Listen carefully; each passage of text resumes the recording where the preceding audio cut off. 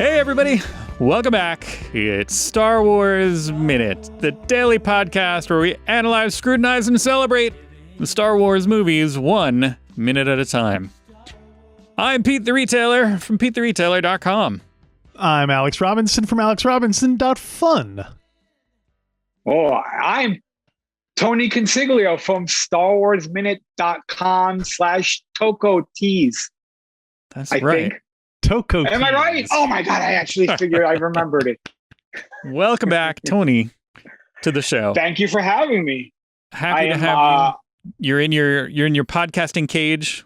Yeah, I'm still in the cage that you guys left me about a year and a half ago, I think. But that's okay. I mean, has anything happened in the outside world since then? No, it's been pretty boring. Yeah. Sounds just like inside this box. Well, you know where stuff did happen? In minute 66 of Star Wars Episode 8, The Last Jedi. Yes. Minute 66 starts with DJ finding the guards subdued, and it ends with Finn and Rose finding a fathier. Fathier? Finding a fathier. That's the name of those animals they ride around on. Oh, I've been calling them goathounds. Goathounds. I like yeah, that. they sort of like if a goat and a greyhound gave birth, that's what they look like to me. Like a greyhound and a goat. They got like goat ears, just kind of like yeah. Oh. Yeah. I'm glad they don't have goat eyes though. That would be weird. They would be less. Oh, that would have been awesome. Yeah. They would have been less sympathetic. Definitely. Yeah. They would look more alien. We don't want that in Right. Star Wars. No. Well, do people race goats anywhere? Because people race greyhounds. People, I don't. Oh yeah, people raise goats. You get a lot of. You can make goat milk, goat cheese. Race, not raise. I know they raise them. But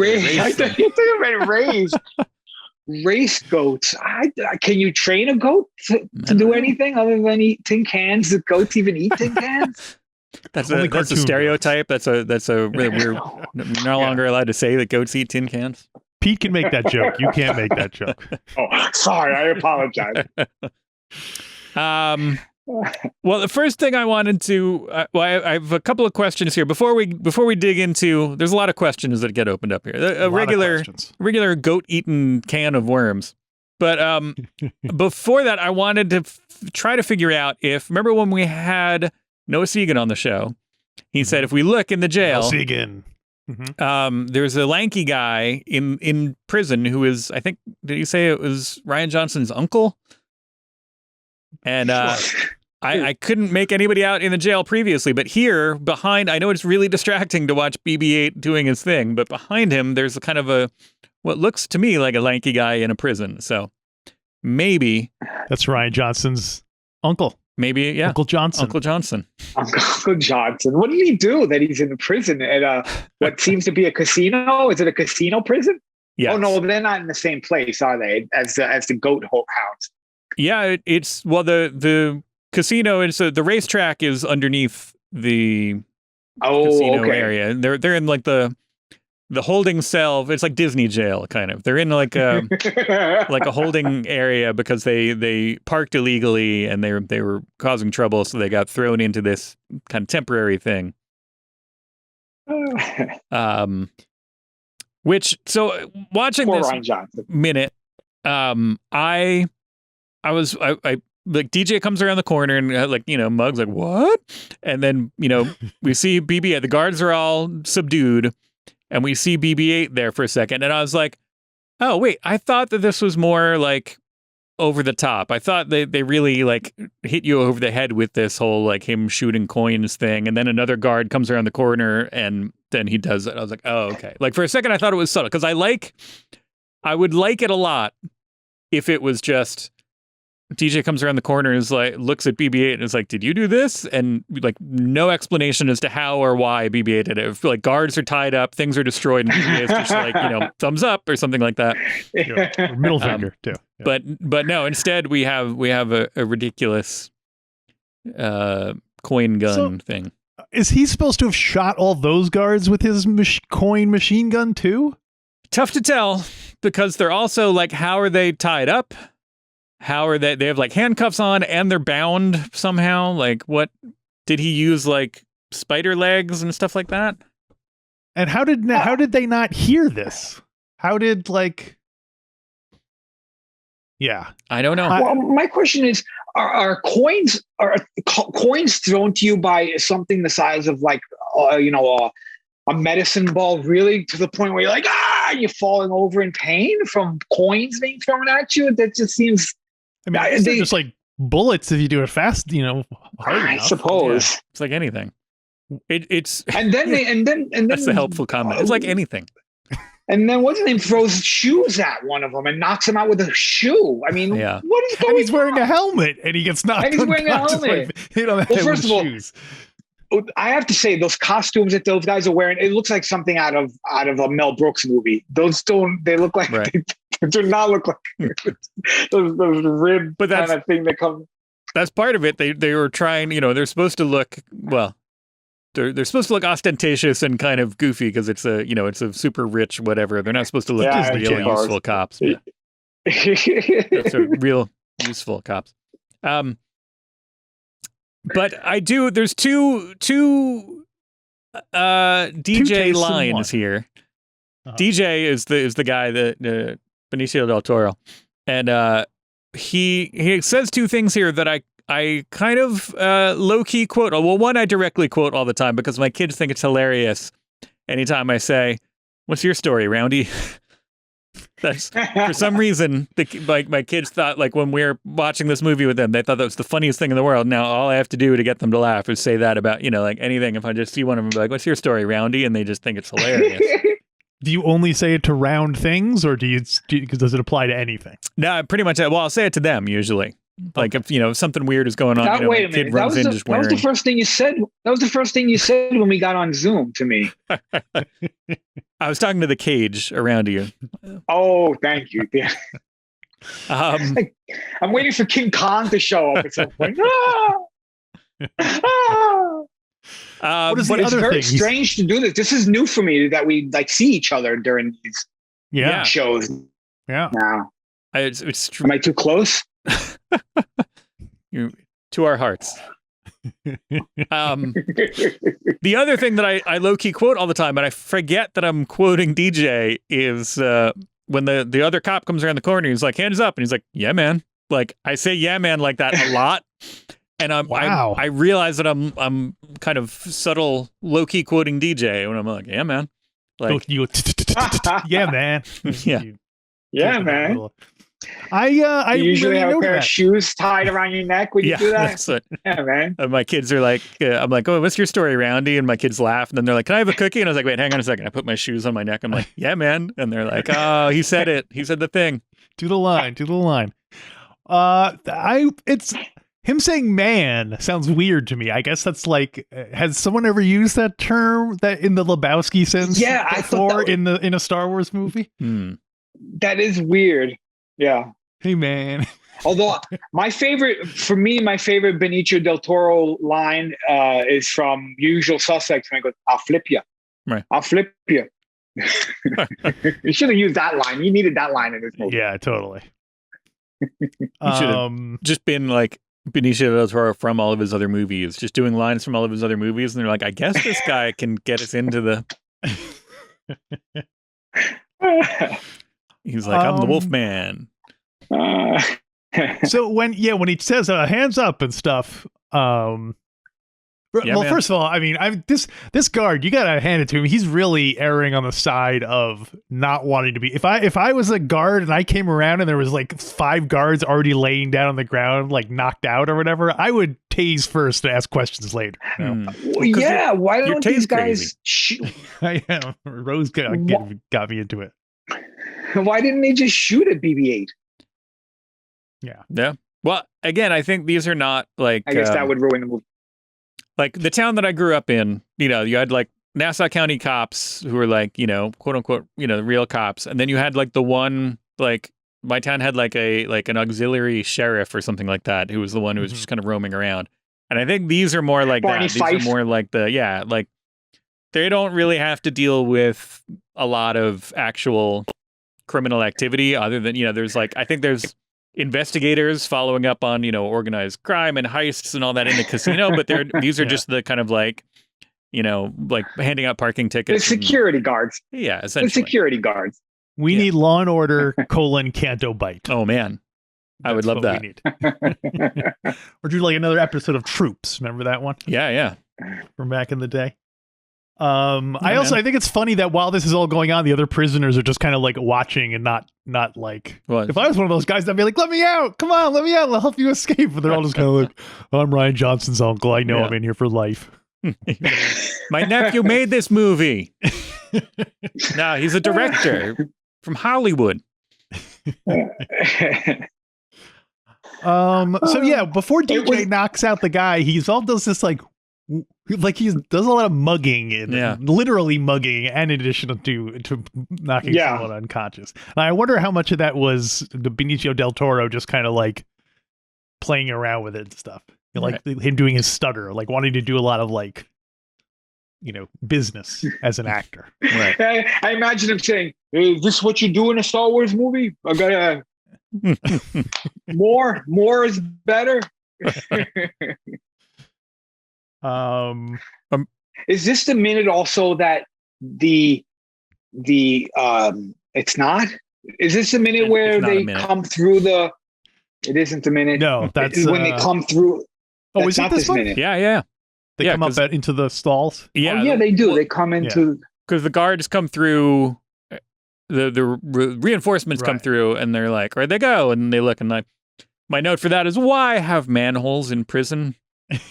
Why? Not only why have manholes in prison, but why didn't you close it after you got out so they won't know where you came from? That's right. That's a good They'll point. think you've gone up the ventilation shaft or something. They'll be like, "Oh, they wouldn't know where you went." So open the ventilation shaft and then go down the sewer. That's the or vice versa. I would recommend the other way. If you avoid climbing in the sewer, I would say do that. Yeah. Also, now we get to, and also because do we see them come out of the thing, or is that at the very end? They see the fathers in there. I think he says something like, "Oh, it smells bad down there," or something like that. Yeah. What an incredible smell you discovered. Yeah, it could have been a quote about smell. Yeah. But instead he just a new light, just like that smelled great or something. See, this is there's it's not the beginning of it really, but it's kind of indicative of the problem with, again, Finn in this just seems like an afterthought, and they're just like, oh, we'll just have him like kind of run through and toss off some one-liners and make faces, and it's just like you really didn't think this out. And he has an arc through this, and it's good, but it seems relatively sudden and kind of backseat to just kind of like mainly, being like, whoa, and well, there's a like we said, egregious example of that coming up. Yeah, he's the C-3PO of, as we said, he's the C-3PO of this movie, constantly being, Now, when they press the button and open the cages, that was on the outside, right? Now, my question is there was a kid in there, right? Wait, was that all in this episode? In this minute too? I don't know if we see the kid yet. Really? Because I thought this minute ended with with the goathounds jumping out of the cages. No, tomorrow. That's tomorrow. Oh, that's tomorrow. I'm sorry. I'm jumping the gun. You're jumping out jumping your the goat. I'm jumping the goathound. At least the goathounds. Let's start over again. At least the goathound. So I now want to keep in mind that that Rose and Finn were slodging their way through sewage. So now they're at least up to their waists figure are going to smell like sewage for as long as they're wearing those clothes for the rest of the film. Right. So Poe's jacket just got stinky. Yeah, exactly. Well, if it's anything like other Star Wars garbage, it's probably just like murky water with styrofoam floating on the top of it. That's probably true. So it's like, oh, this ain't so bad. It's like a ball pit almost. Well, so they find the fathers, finding the fathers. Mm-hmm. And I wanted to, I wrote down for this week, for every day, I found the name of a different father because they're named like racehorses. So I wrote down the name. They don't necessarily all appear in this minute or in this, sequence. I'm assuming maybe they do, but there's on the Wikipedia, there's a list of fathiers. And so they're named kind of like racehorses. And every day I'm going to highlight a different fathier. Fathier David? Fathier Mulcahy. I wanted to start with the one perhaps most relevant to us, who I think does appear either in this minute or in this scene at least. And there's a fathier here called Mynock Minute. Mynock Minute. What? Minute. Is it really called Mynock Minute? Mynock Minute. Why would they name it Mynock Minute? I imagine it has something to do with his past. Like you can eat a Mynock in a minute. Like maybe that they feed on Mynocks. Oh, it could be. Like that's or Mynocks are famous for like because they eat ships. Maybe they can destroy a ship. It's like a piranha. They can eat it. They can destroy a ship in a minute. So you're like, I'll have it for you in a Mynock minute. That guy. New York Minute still a thing? None of us live in New York anymore, so we don't know if a New York Minute is still a thing, or whether they finally are now at least converted to regular minutes. So that's the thing about them. They can eat ships, but then it's fatal to them. So they eat ships and die. They eat chips and diet. Yeah. I'm gonna keep bringing up different names of fathiers because I said I like the jockey silks. Mm-hmm. Even though I don't really like horse racing, I like the jockey silks and I like racehorse names. So I like fathier name. I like that they're named similar. Yeah. If I had Mynock Minute, I would just call him Eminem. After the famous rapper, space rapper. Mm-hmm. Oh, I was thinking of the candy. Is it space? You're thinking of John Candy? John Candy. I was thinking of John Candy. The famous space rapper.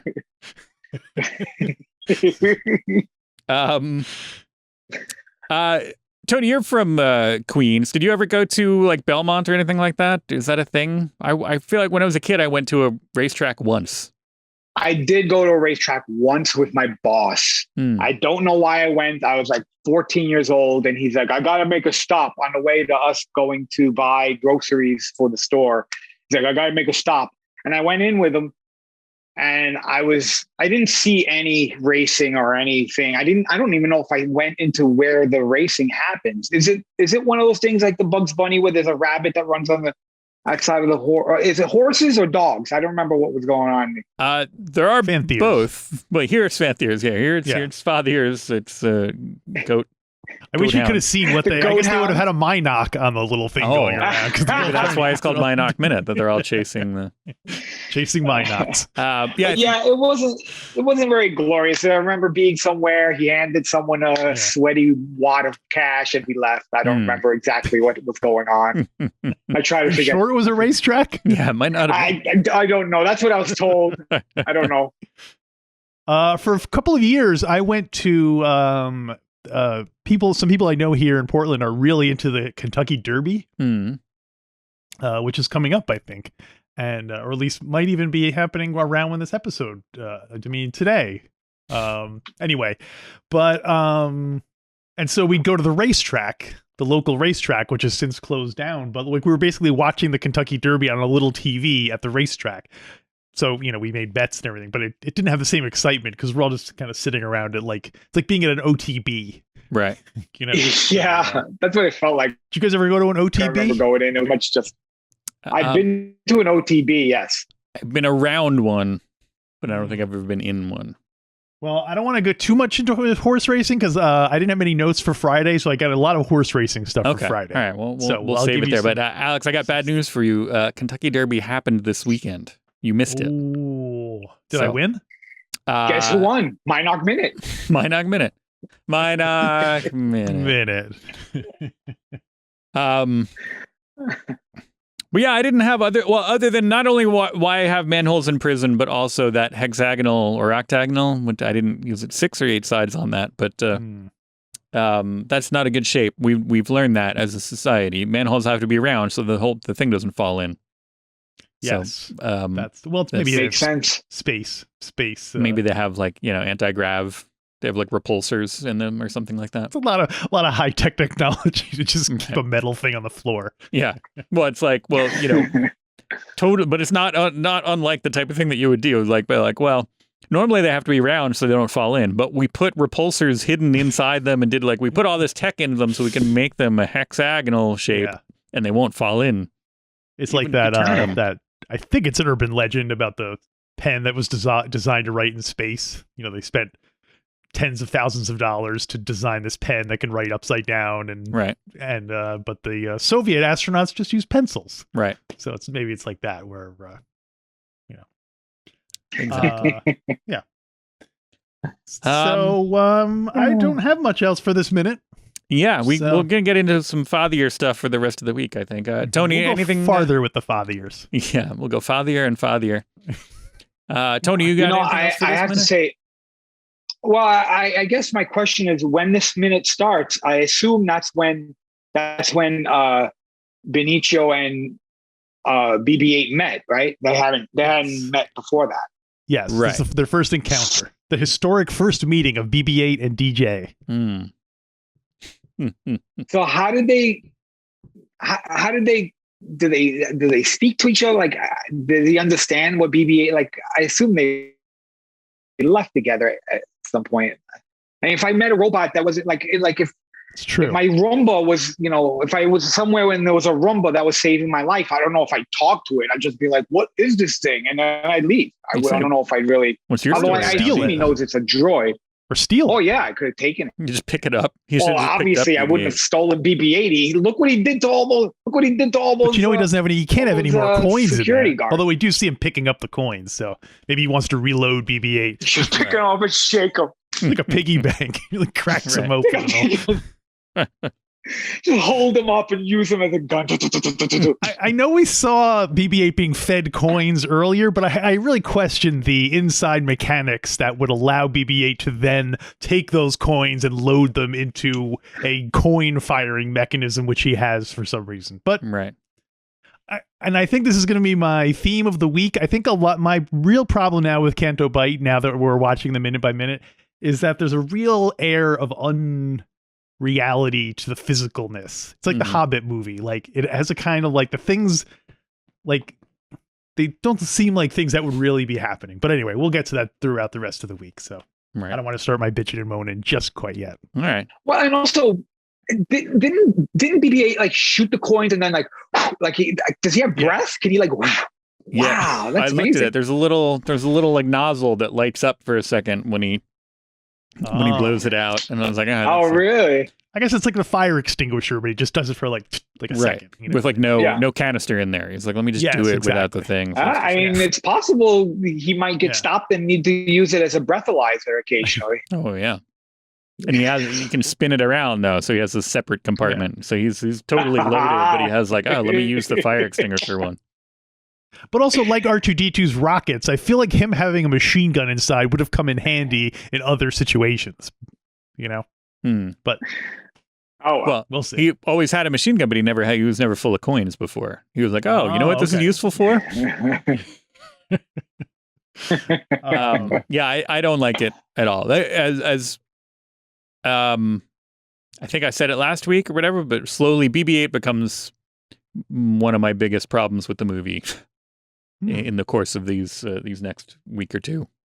So, although I do like the idea of him having, like, if you need change, he has like a dollar bill slot, you put it in, and then like coins come out. That's one of his functions. Change goes out. Then eventually he's full of just dollars and has no coins, so he's like as he rolls around. It's like, Have they has Hasbro ever made a BB-8 coin bank? That would have been perfect.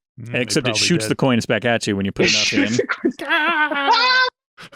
It's like playing, like Jenga or some other, like, what are those other, like, Don't Break the Ice or whatever. It's like every time you put a coin in there, you'd never know. It might be the one that gets it to the level where it just starts shooting them out. Yeah, oh my God. Shooting them out. And they thought BB-8, they thought Boba Fett's rockets took kids' eyes out. Can you imagine something that shot coins at kids?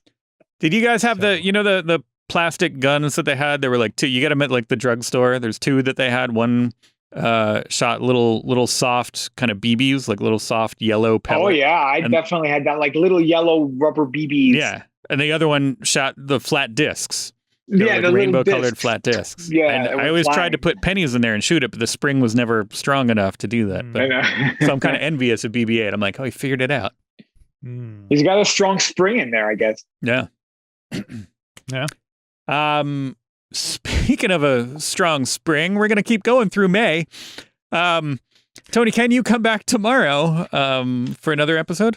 Oh, what time? At what time? We'll figure it out. I'll All try. Dude, you're in your cage. You ain't Yeah. going anywhere. We're just gonna come by and rattle on the bars when it's time for you to wake up. Listen, I really don't have anything to do, but I had to sound like I had something to do. All right. Sorry. Well, I'll check my schedule. Very good. here's something that other people can do, listeners, viewers. Here's something that you guys can do. You can, we already mentioned, go to StarWarsMinute.com/TocoTees to check out Tony's TeePublic store. And while you're at TeePublic, you could also go to StarWarsMinute.com/merch, which will take you away from TeePublic for a second, but then right back to it, to our store, where you can get all kinds of things. Porgo Loco, Rose Tico Tay's Crazy. My daughter drew a bunch of lightsabers. We put that on a shirt. All kinds of fun stuff in the store. Check it out. And we'll meet you back here tomorrow for a brand new Star Wars Minute. Star Wars Minute.